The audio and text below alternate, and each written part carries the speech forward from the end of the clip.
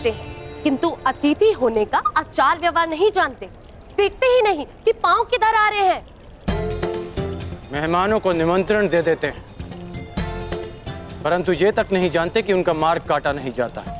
कलिंग वासियों को किसी से सीखने की कोई आवश्यकता नहीं कि अतिथि सत्कार कैसे किया जाए। सबका ज्ञात नहीं, परंतु कुछ हैं जिन्हें सीखने की आवश्यकता है। बहुत अभिमान है स्वयं पर। हाँ, अभिमान मूर्खों का व्यसन होता है देवी, और वो व्यसन मुझे अभी तक लगा नहीं, परंतु उस व्यसन का प्रभाव आप पर अवश्य दिखाई देता है। इतना अहंकार! अरे आपके साथ विवाह करने वाली स्त्री केवल अश्रु बहाएगी। मेरी जीवन संगनी की चिंता करना छोड़िए, परंतु इतना अवश्य दिख रहा है कि जिससे भी आपका विवाह होगा, उस पुरुष के मुख पर कभी मुस्कुराहट नहीं आएगी। प्रणिपात।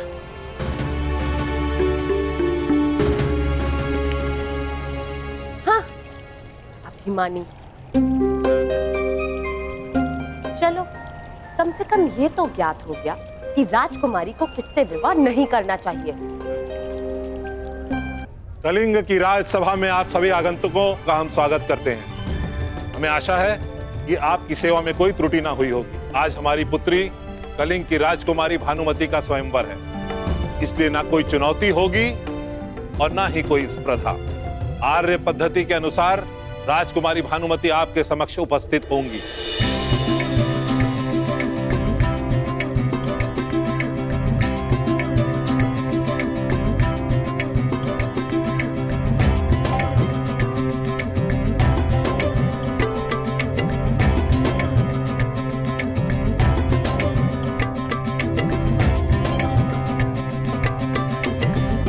मेरी पुत्री भानुमति आप सभी का परिचय जानेगी और जिस किसी को वो अपना वर चुनेंगी, उसी के साथ उनका विवाह संपन्न होगा। राजकुमारी भानुमति, आगे बढ़ो।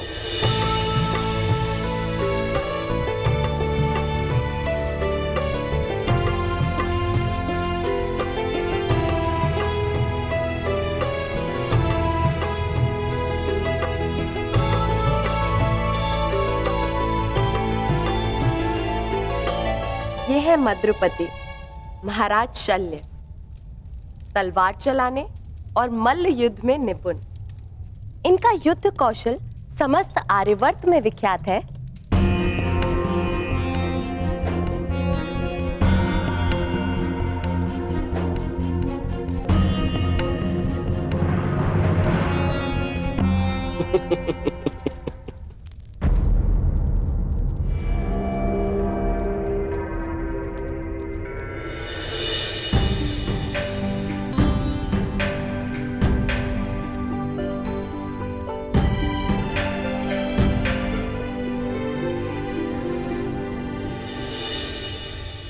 मित्रकर्ण, यही है वो जो मेरी जीवन संगिनी बनेगी।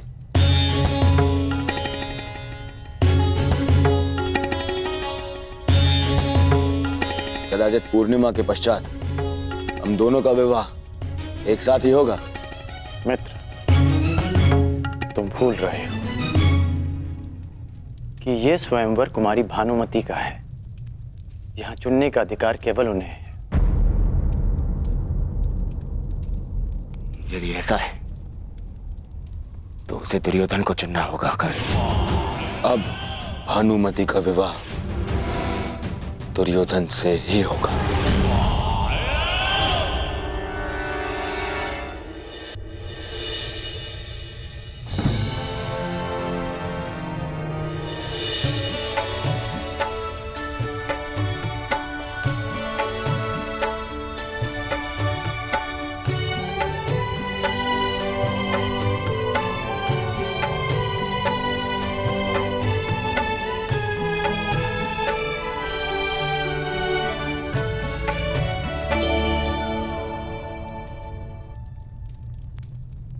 आप इनके पीछे क्यों खड़े हैं? कौन है आप?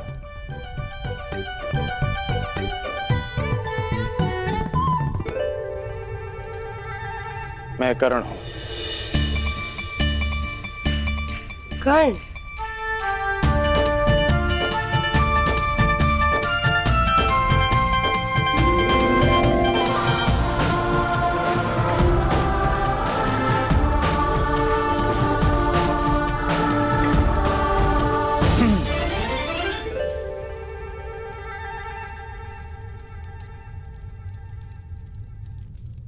और ये है हस्तिनापुर कुमार।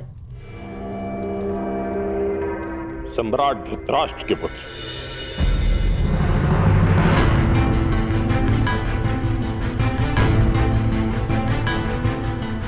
ये लगभग यहां अनामंत्रित ही हैं। ये ना तो कहीं के राजा हैं, ना युवराज। मैं कलिंग नरेश से पूछना चाहता हूं कि फिर इन्हें इस स्वयंवर में आने की अनुमति क्यों दी गई?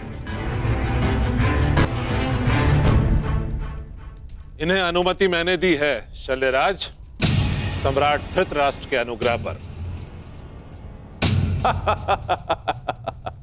उचित है। अब सम्राट धृतराष्ट्र करे भी तो क्या करे? अपने पुत्र के युवराज न बन पाने के दुख में उनके घावों पर लेप लगाने के लिए यहां भेज दिया। भाई हम तो कहते हैं तुम्हारी भानुमति का विवाह इन्हीं से करवा दीजिए। कदाचित विवाह के शुभ अवसर पर इन्हें मुकुट पहनने का सौभाग्य मिल जाए।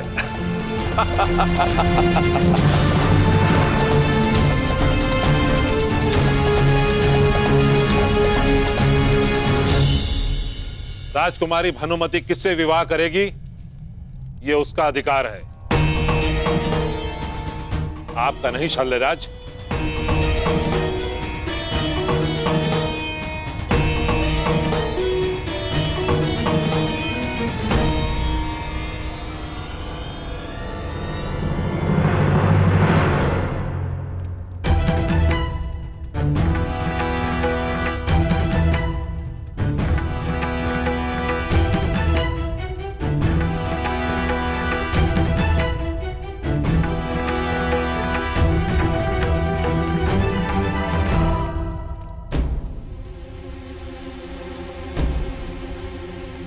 मित्र, अपने क्रोध पर नियंत्रण रखो।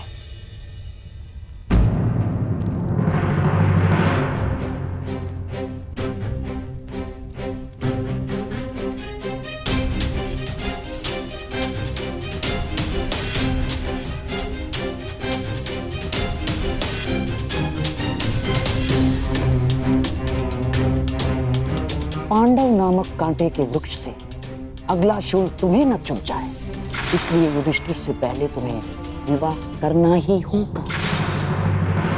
बस।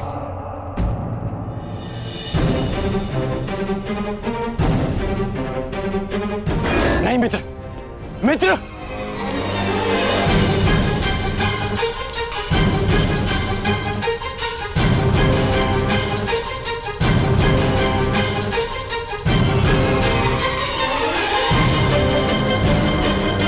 ये अपराध है,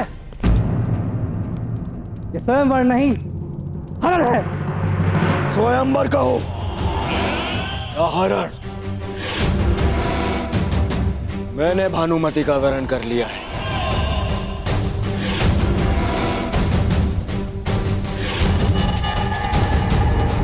और अब भानुमति का विवाह मुझसे होगा, दुर्योधन से।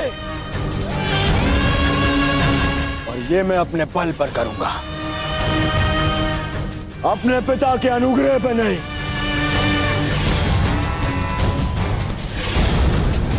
तुम में से जिसकी भी बाहु में बल हो, वो मुझे रोकने का प्रयास कर सकता है। सावधान दुर्योधन!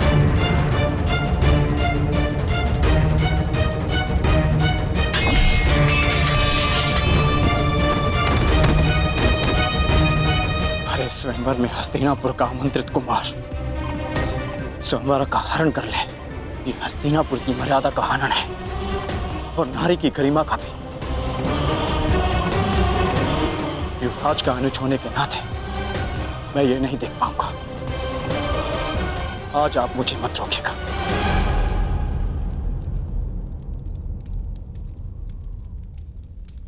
सावधान दुर्योधन!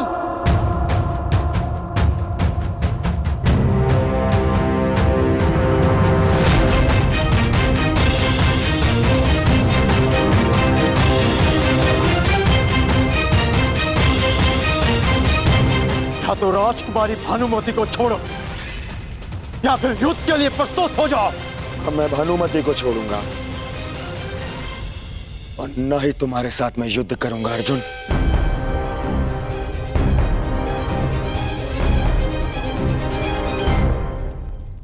मित्रगण,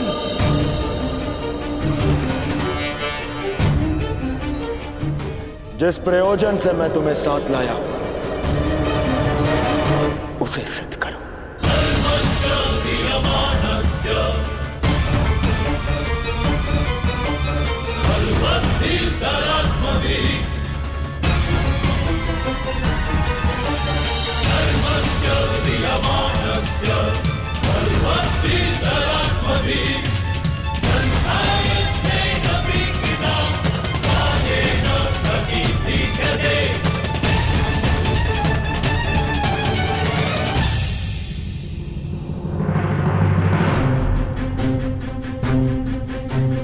अर्जुन,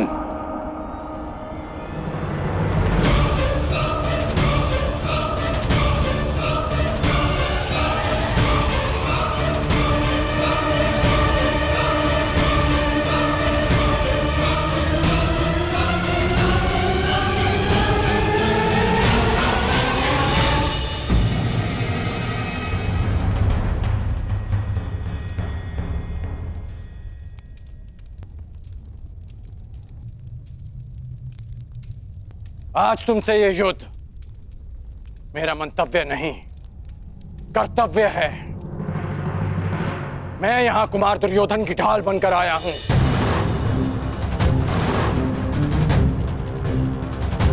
आज हमारे बीच कोई नहीं, ना आचार्य द्रोण, ना पितामह, ना दिन बीतने की चिंता और ना ही किसी निर्दोष के मारे जाने का भय। हाँ, ये मेरे युद्ध की ललकार भी है और मेरे कर्तव्य की पुकार भी मुझे स्वीकार है।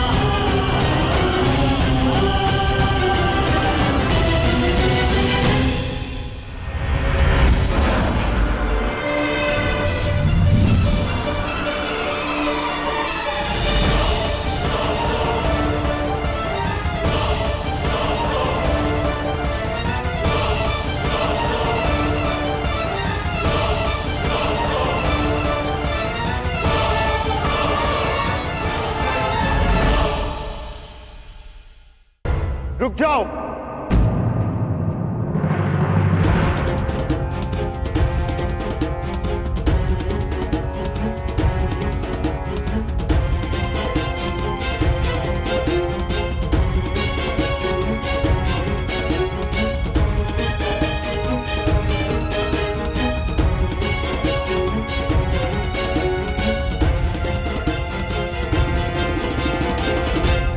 अंगराज, अंग हस्तिनापुर के अधीन है और हस्तिनापुर के युवराज होने के नाते मैं आपको आदेश देता हूं कि आप बाण नहीं चलाएंगे।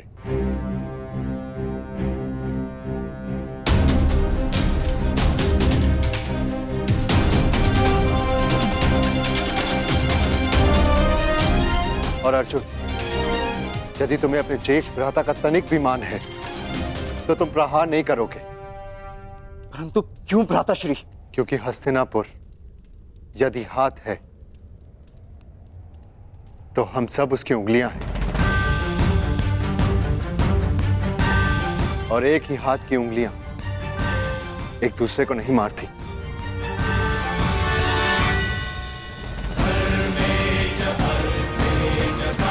क्योंकि एक ही तनुर के बाण एक दूसरे को नहीं काटते।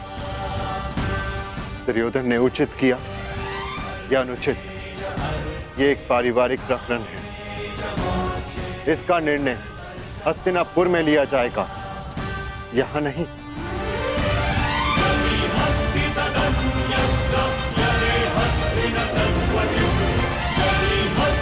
यदि यहाँ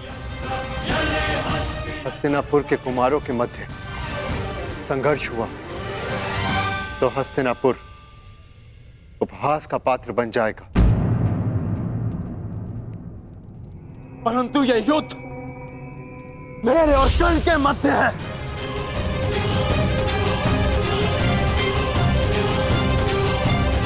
बाण नीचे करो अर्जुन।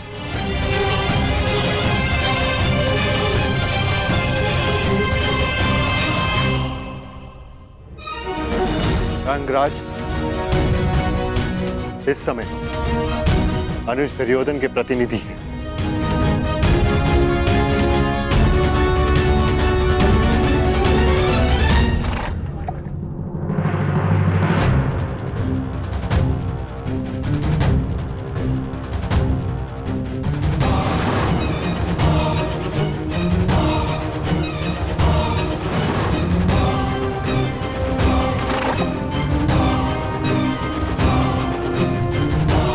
दुर्योधन,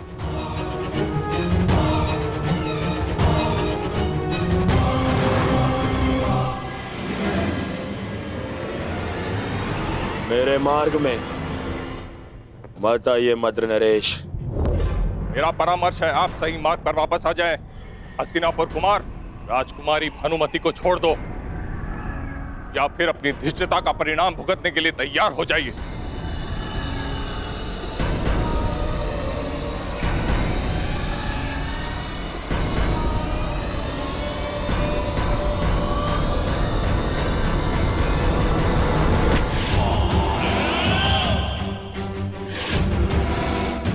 परिणाम की चिंता व्यापारी करते हैं, दुर्योधन केवल युद्ध करता है। तो फिर किससे युद्ध करना चाहते हो? चुन लो।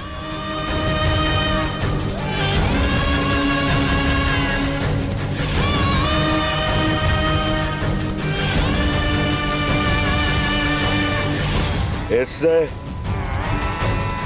इससे और आपसे भी।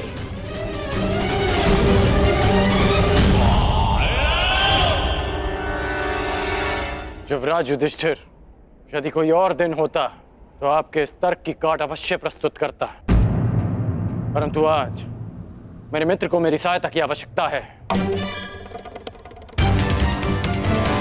अर्जुन, जीवन लंबा है, आज नहीं तो कल एक दिन अवश्य आएगा जब हमारा अधूरा द्वंद्व अवश्य पूरा होगा।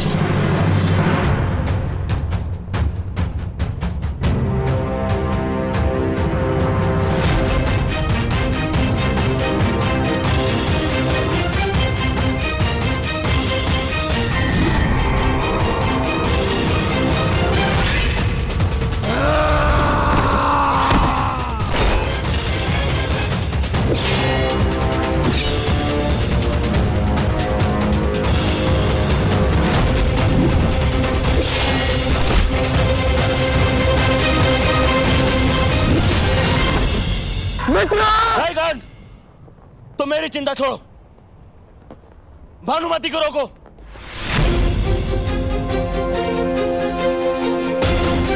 कौन? रोको उन्हें।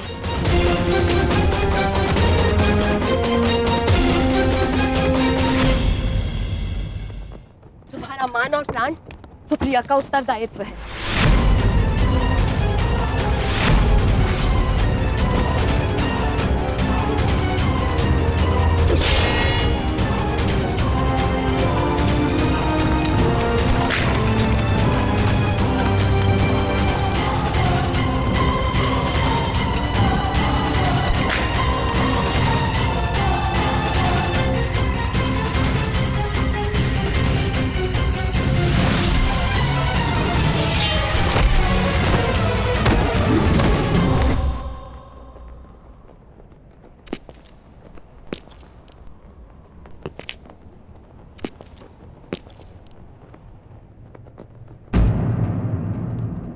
क्या हुआ दुर्योधन?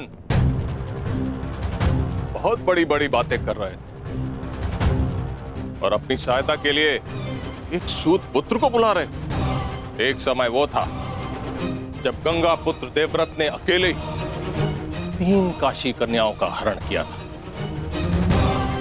और आज 3 पीढ़ी पश्चात परिस्थिति यह है कि हस्तिनापुर के महाराज कुमार अपनी सहायता के लिए एक सूत पुत्र को बुला रहे हैं। मद्र नरेश! अरे दुर्योधन, क्या हुआ? क्रोध आ गया? आक्रमण करोगे तो करो, मैं प्रस्तुत हूं। सावधान!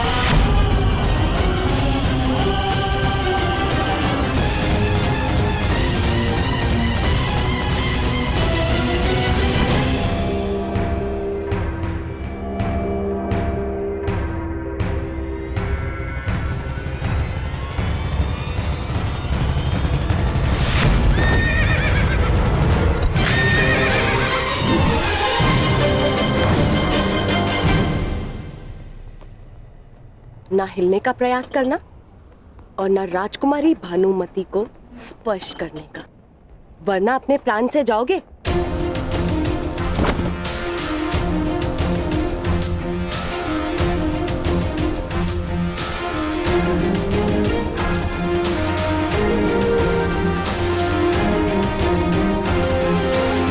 तो तुम द्वंद्व करना चाहती हो तो आओ, आगे बढ़ो।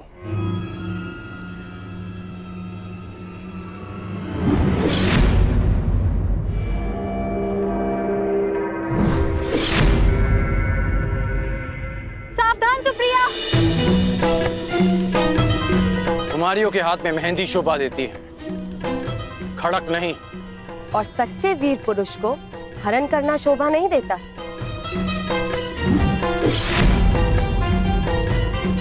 जितनी तीव्रता तुम्हारी जीभ में है, उतनी तीव्रता तुम्हारे प्रहार में नहीं कुमारी। रुक जा। जो रुक गया वो विजय कैसे प्राप्त करेगा?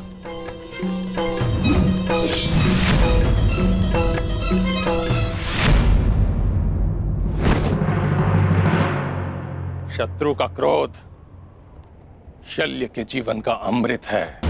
दुर्योधन, अब तुम्हारी सहायता के लिए कौन आएगा?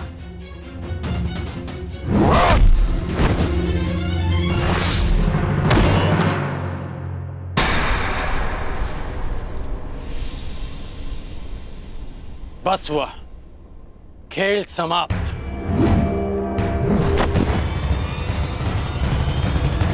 सुप्रिया! वीरांगना पराजित हुई, अब शांत रहना तुम्हारा धर्म है।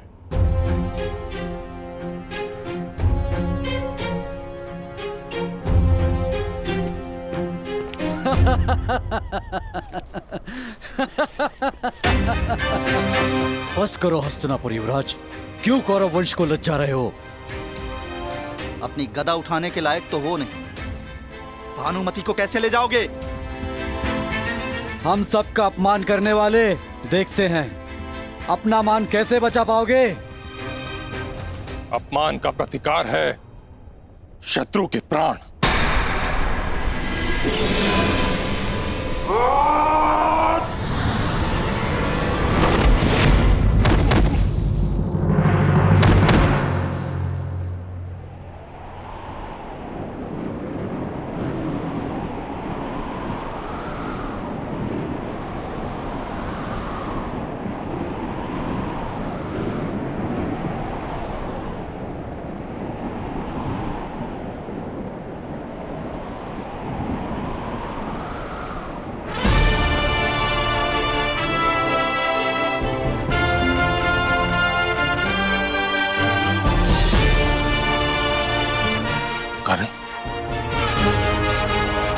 और मित्रता का केवल एक प्रमाण होता है, समर्पण।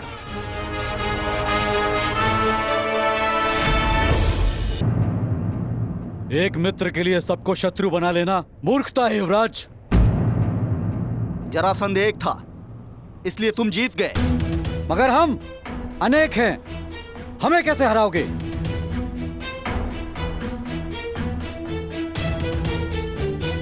राधे का केवल एक लक्ष्य है, परिवर्तन।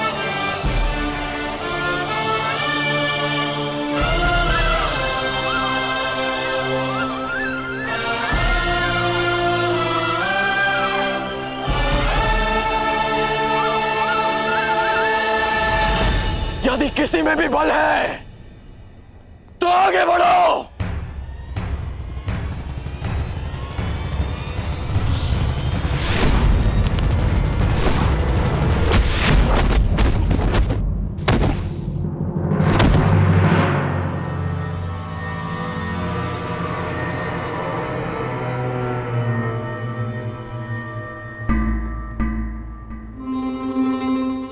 आनंद आएगा। स्वयंवर में विजय प्राप्त करने से अधिक तुम्हें पराजित करने में आएगा कर्ण। सुना है अंगराज में बहुत क्रोध है और शल्य को क्रोध का प्रतिकार करने में सबसे अधिक आनंद आता है।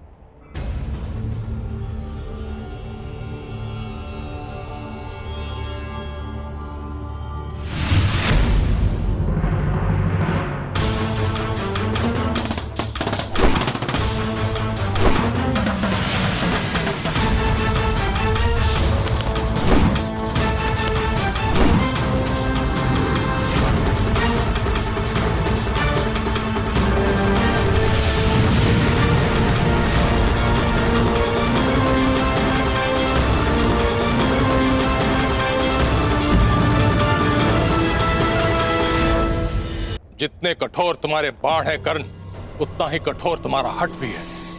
कहा था अर्जुन ने कि स्वयं को सिद्ध करने की लालसा तुम में बचपन से थी। इस हठ की ज्वाला को तुम्हारे भाई शोन की चिता की अग्नि भी शांत नहीं कर पाई।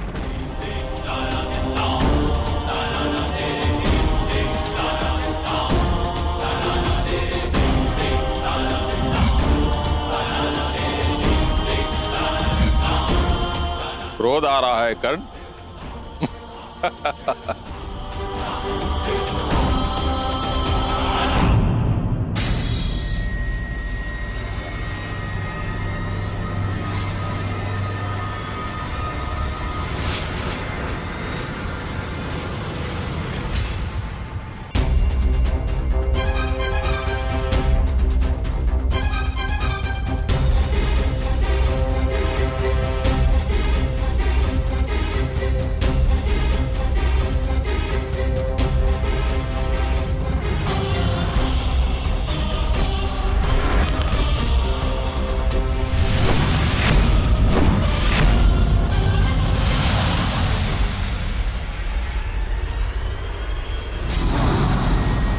इसके बाण इतने उग्र कैसे हो उठे?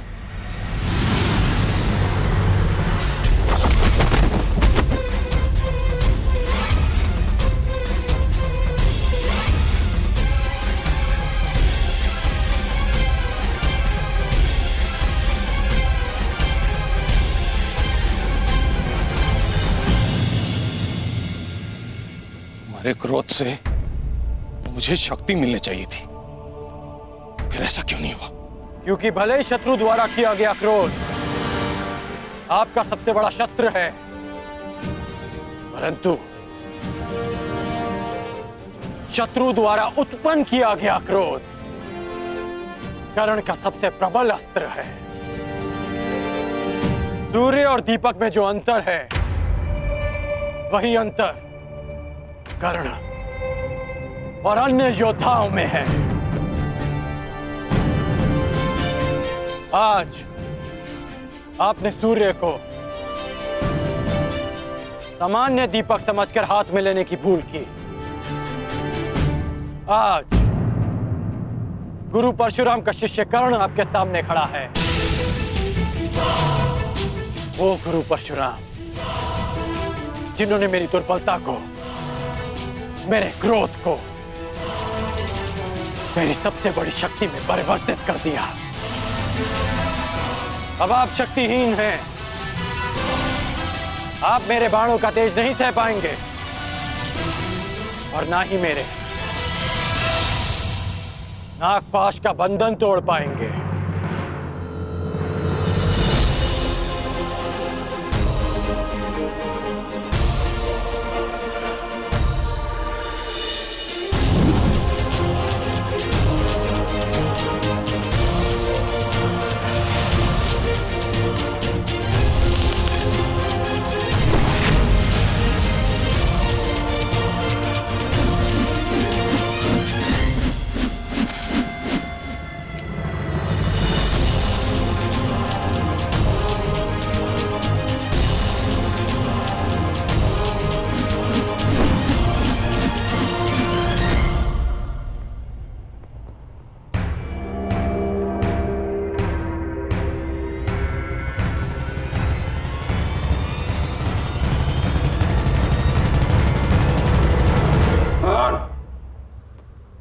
मुझे बंधन में मत बांधो कर्ण, हमारा वध कर दो, नहीं तो शल्य को कभी शांति नहीं मिलेगी।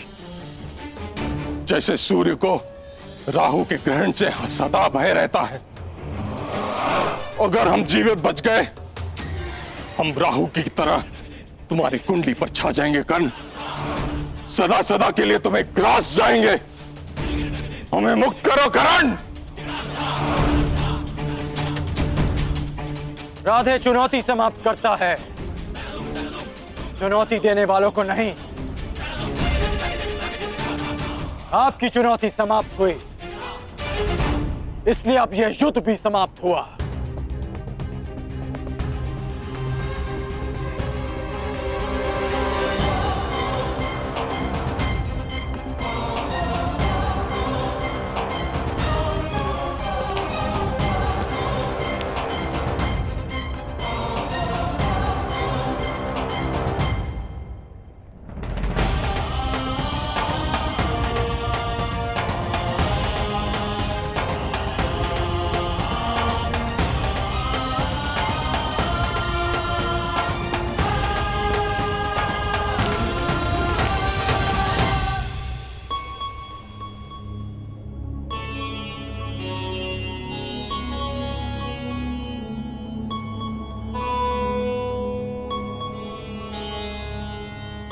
सखी, मैं तुम्हें छोड़कर कहीं नहीं जाऊंगी।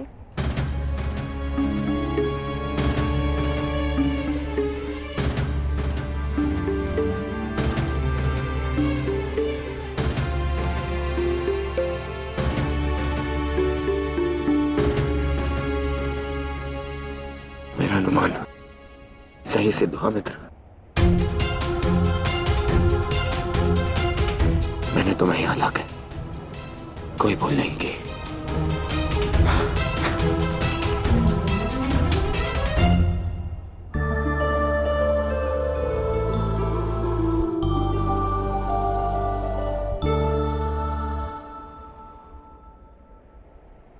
चंद्रमा की ओर देख के समय व्यर्थ मत करो करना। तुम्हें अभी एक और वचन को पूर्ण करना है। पूर्णिमा के पूर्ण होने से पूर्व हमें अंग प्रदेश पहुंचना है। चलो मित्र।